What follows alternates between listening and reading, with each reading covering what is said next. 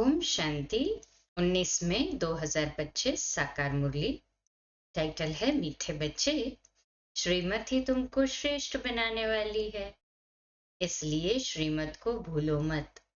अपनी मत को छोड़ एक बाप की मत पर चलो। प्रश्न, पुण्य आत्मा बनने की युक्ति क्या है? उत्तर, पुण्य आत्मा बनना है तो सच्ची दिल से प्यार से एक बाप को याद करो। दूसरी पॉइंट, कर्मेंद्रियों से कोई भी विकर्म न करो, सबको रास्ता बताओ। अपनी दिल से पूछो, ये पुण्य हम कितना करते हैं? अपनी चेकिंग करो, ऐसा कोई कर्म न हो जिसकी 100 गुना सजा खानी पड़े। तो चेकिंग करने से पुण्य आत्मा बन जाएंगे। ओम शांति। रूहानी बाप बैठ बच्चों को समझाते हैं। ये तो बच्चों को मालूम है कि अभी हम शिव बाबा की मत पर चल रहे हैं। उनकी है ऊंच से ऊंच मत। दुनिया ये नहीं जानती कि ऊंच से ऊंच शिव बाबा कैसे बच्चों को श्रेष्ठ बनाने के लिए श्रेष्ठ मत देते हैं। इस रावण राज्य में कोई भी मनुष्य मात्र मनुष्य को श्रेष्ठ मत दे नहीं सकते। तुम अभी ईश्वरीय मत वाले बनते हो। इस समय तुम बच्चों को पतित से पावन बनने के लिए ईश्वरीय मत मिल रही है। तुमको पता पड़ा है, हम तो विश्व के मालिक थे। ये अर्थात ब्रह्मा जो मालिक था, उनको भी पता नहीं था। विश्व के मालिक फिर एकदम पतित बन जाते हैं। ये खेल बहुत अच्छी रीति बुद्धि से समझने का है। राइट रॉन्ग क्या है, इसमें है बुद्धि की लड़ाई। सारी दुनिया है रॉन्ग, एक बाप ही है राइट, सच बोलने वाला। वह तुमको सचखंड का मालिक बनाते हैं तो उनकी मत लेनी चाहिए। कीमत पर चलने से धोखा खाएंगे, परंतु वह है गुप्त, है भी निराकार। बहुत बच्चे गफलत करते हैं, समझते हैं ये तो दादा की मत है। माया श्रेष्ठ मत लेने नहीं देती है। श्रीमत पर चलना चाहिए ना। बाबा आप जो कहेंगे वह हम मानेंगे जरूर, परंतु कई मानते नहीं हैं।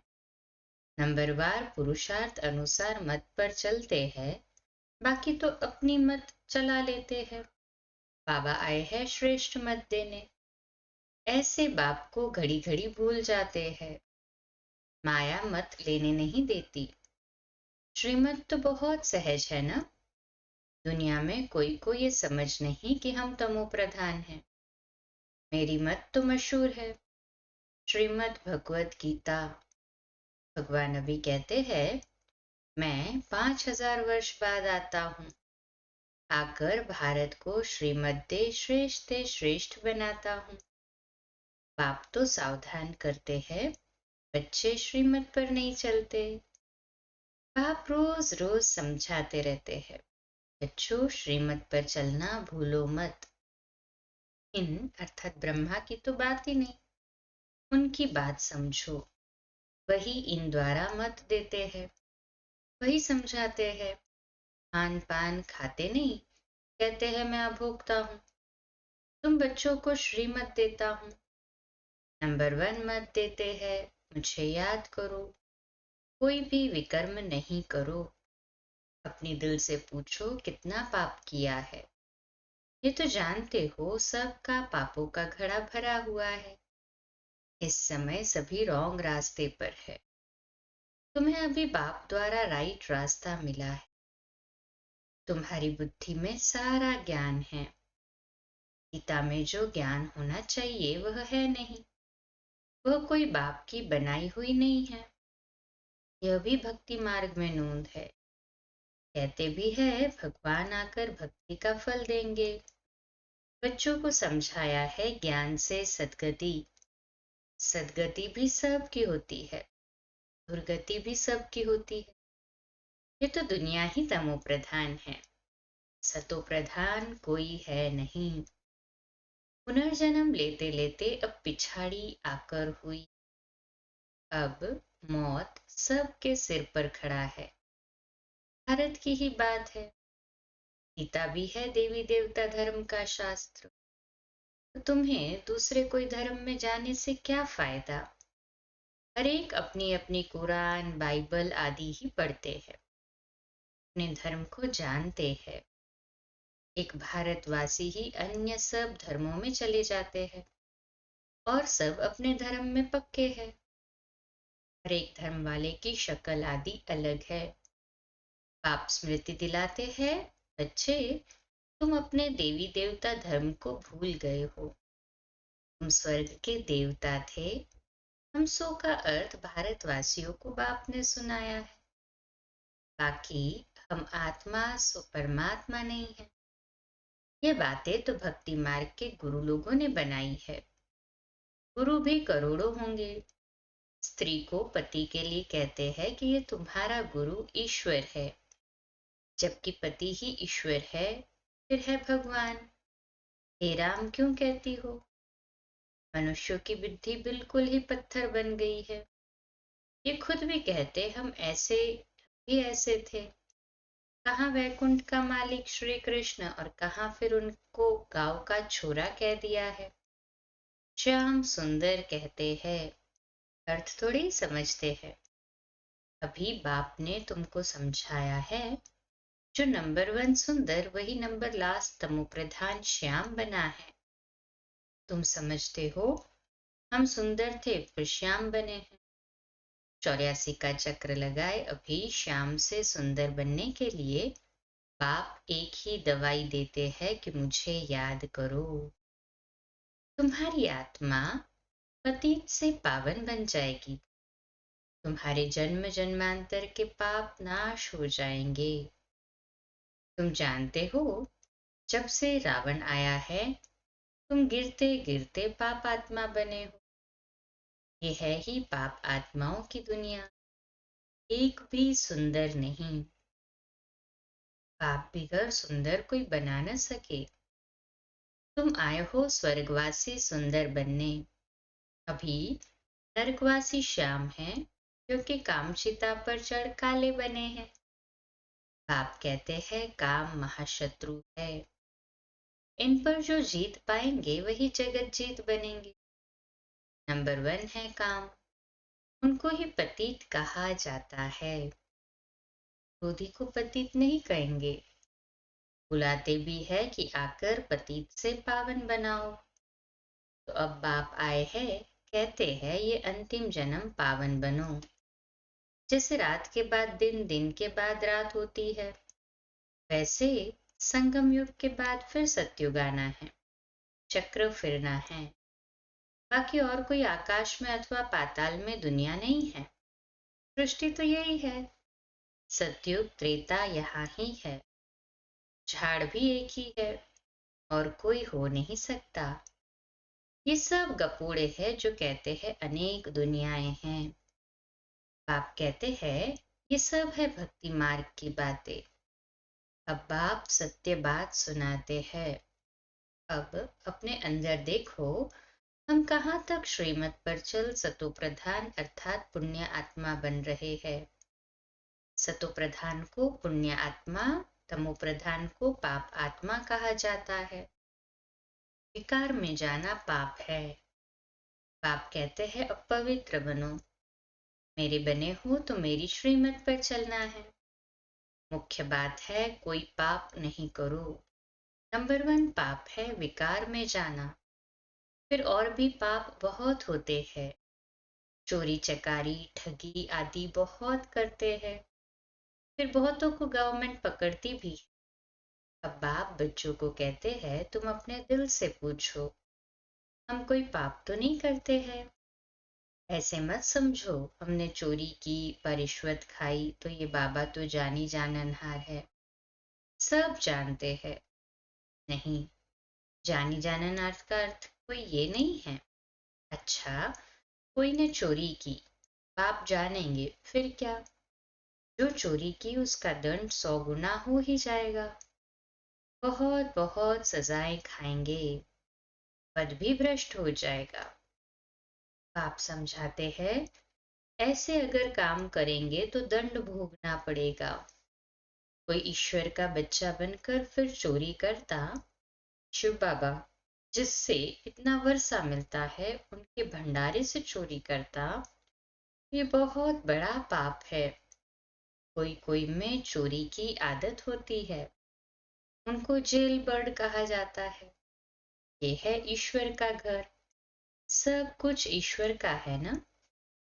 ईश्वर के घर में आते हैं बाप से वर्षा लेने, परंतु कोई कोई की आदत हो जाती है, उसकी सजा 100 गुना बन जाती।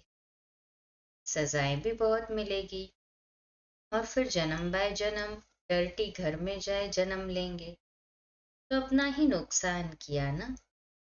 ऐसे बहुत है जो याद में बिल्कुल नहीं रहते, सुनते कुछ नहीं, बुद्धि में चोरी आदि के ही ख्यालात चलते रहते हैं। ऐसे बहुत सत्संग में जाते हैं, चप्पल चोरी कर लेते हैं, उनका धंधा ही ये रहता है। जहां सत्संग होता वहां जाकर चप्पल चोरी कर ले आएंगे। किसी किसी होते हैं संस्कार। दुनिया बिल्कुल ही डर्टी है, ये है ईश्वर का घर। चोरी की आदत तो बहुत खराब है। कहा जाता है कख का चोर 16 का चोर। अपने अंदर से पूछना चाहिए हम कितना पुण्य आत्मा बने हैं, कितना बाप को याद करते हैं, कितना हम स्वदर्शन चक्रधारी बनते हैं, कितना समय ईश्वरीय सर्विस में रहते हैं, कितने पाप कटते जा रहे हैं। ना पोता में रोज देखो कितना पुण्य किया, कितना योग में रहा, कितने को रास्ता बताया। दादी तो भल करो, तुम कर्म योगी हो, कर्म तो भल करो। बाबा ये बैजेस बनाते रहते। अच्छे अच्छे लोगों को इस पर समझाओ। इस महाभारत लड़ाई द्वारा ही स्वर्ग के गेट्स खुल रहे हैं। श्री कृष्ण के चित्र में नीचे लिखत बड़ी फर्स्ट क्लास है, परंतु बच्चे अभी इतना विशाल बुद्धि नहीं हुए हैं। थोड़ा ही धन मिलता है तो नाचने लग पड़ते हैं। कोई को जास्ती धन होता है तो समझते हैं हमारे जैसा कोई नहीं होगा। जिन बच्चों को बाप की परवाह नहीं, उन्हें बाप जो इतना अविनाशी ज्ञान रत्नों का खजाना देते हैं, उसकी भी कदर नहीं रहती। बाबा एक बात कहेगा, वह दूसरी बात कर लेते। परवाह न होने के कारण बहुत पाप करते रहते हैं। श्रीमत पर चलते नहीं, फिर गिर पड़ते हैं। पाप कहेंगे ये भी ड्रामा, उनकी तकदीर में नहीं है। बाबा तो जानते हैं ना, बहुत पाप करते हैं। अगर निश्चय हो कि बाप हमको पढ़ाते हैं तो खुशी रहनी चाहिए। तुम जानते हो हम भविष्य नई दुनिया में प्रिंस प्रिंसेस बनेंगे, तो कितनी खुशी रहनी चाहिए।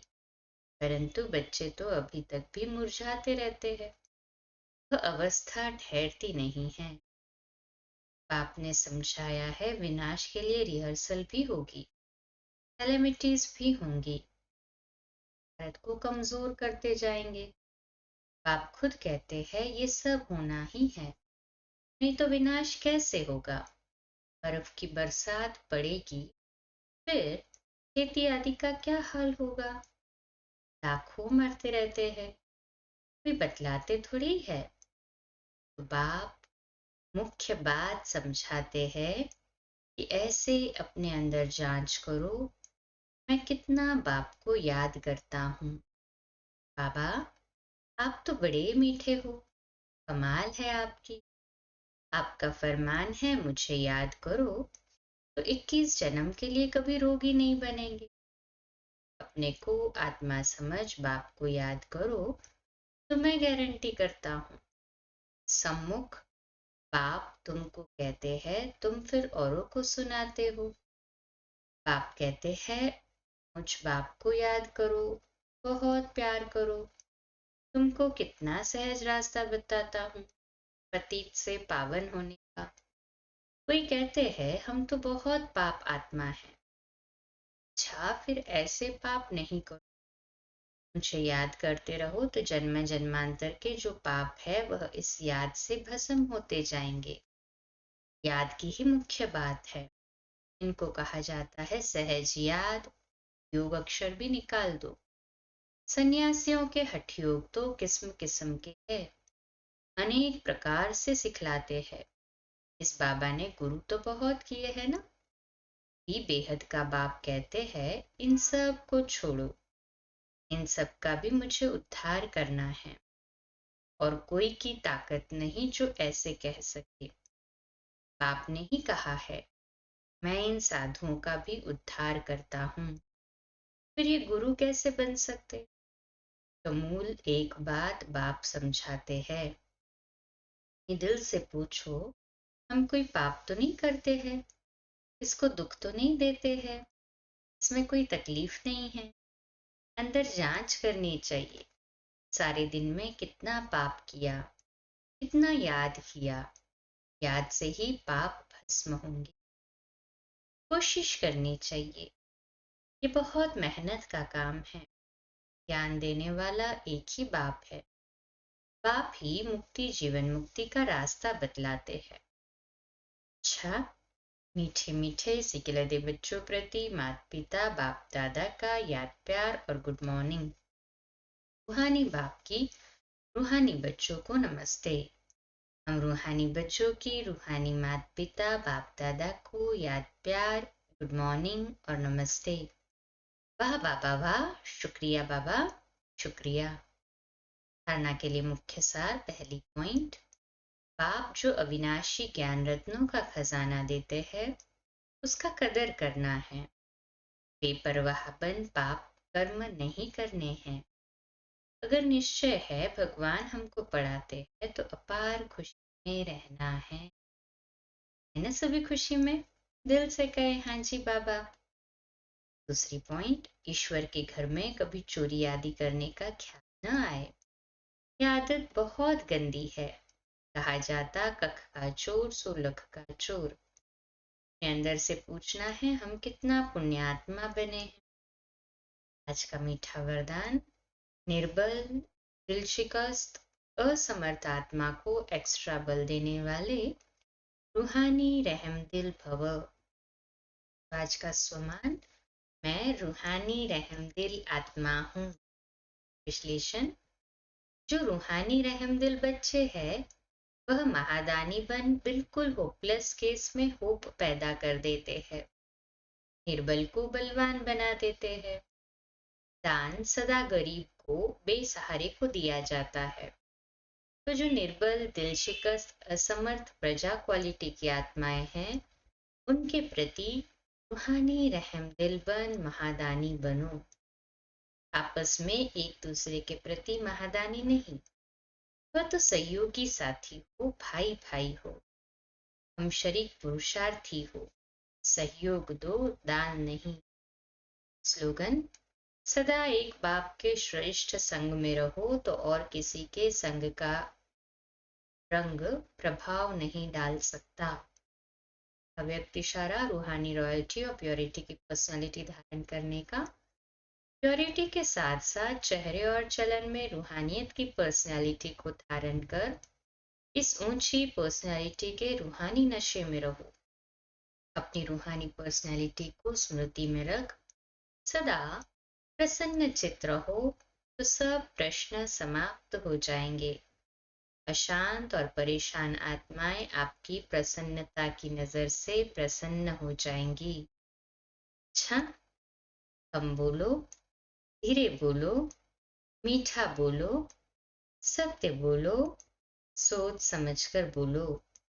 निमित्त भाव, निर्माण भाव, निर्मल वाणी।